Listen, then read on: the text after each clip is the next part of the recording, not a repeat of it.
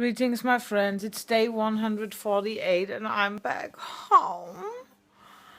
Like home as in London home, and I miss Brazil so much already, and I want to really anchor this now as I'm coming back, that I'm going to have to actually change my life in a way that I'm going to accommodate Brazil for the rest of this life, and South America, and I'm a bit like lost for words, because I can already see the grip of the matrix, like, at my throat, and trying to take away all the dreams and everything that has been anchored into my heart now. And I know that I won't allow that, and in order to not allow that, I have to get diligent now in really anchoring what's been seeded and allow it to fully blossom. And that means like a lot of things that have kind of changed before Brazil already, but they were not really changing consistently. They were not really habits, and they have to become habits now. And my friend Paco, whom I met in Abadiania, said to me this one thing. He said, I wrote it down, like, the exact formula, but it's kind of along the lines that, like, thoughts become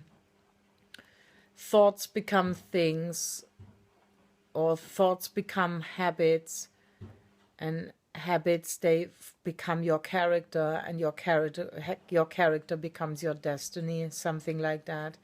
And I have like realized that I have not really believed that I can live my dreams, and that now this is gonna be put to test, because I have to put my iron will now behind myself, behind my dream, and really break the spell of this Babylonian programming that basically says we have to live like that.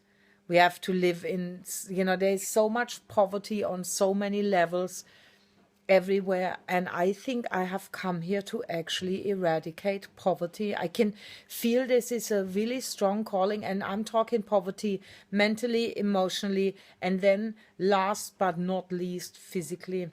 And spiritual poverty is obviously everything anyway, but we are not supposed to live poor. We are actually freaking abundant, and we are born abundant, and we are born with innate value. And by developing this kind of understanding as like our baseline, I think wealth has to naturally come forward.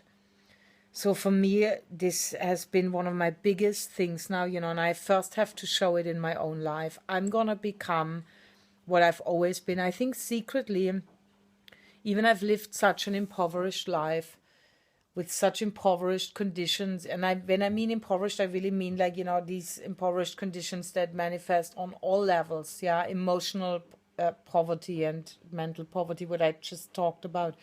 So I've lived for so long, but I have always loved wealth. I've always, secretly, this was like my big secret, that I love power and wealth, and that I have been hiding this from myself because I've been guilt-tripping myself in many ways, and trying to kind of equalize myself with everyone poor around me, to not basically threaten people and intimidate people with what's possible. And I know this is like, at the root of like what I gotta tackle now, to really demonstrate what can be done. There's for me such great inspiration coming out of this thought, coming from such a place of deep darkness where I opted into as a soul through such heavy contrast, and now I'm gonna come out on the other side, and I am proving to myself first that this is possible.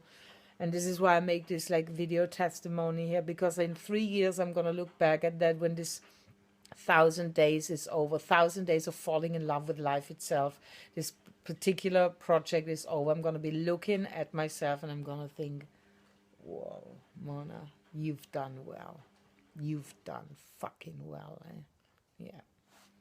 I see you tomorrow. Bye bye.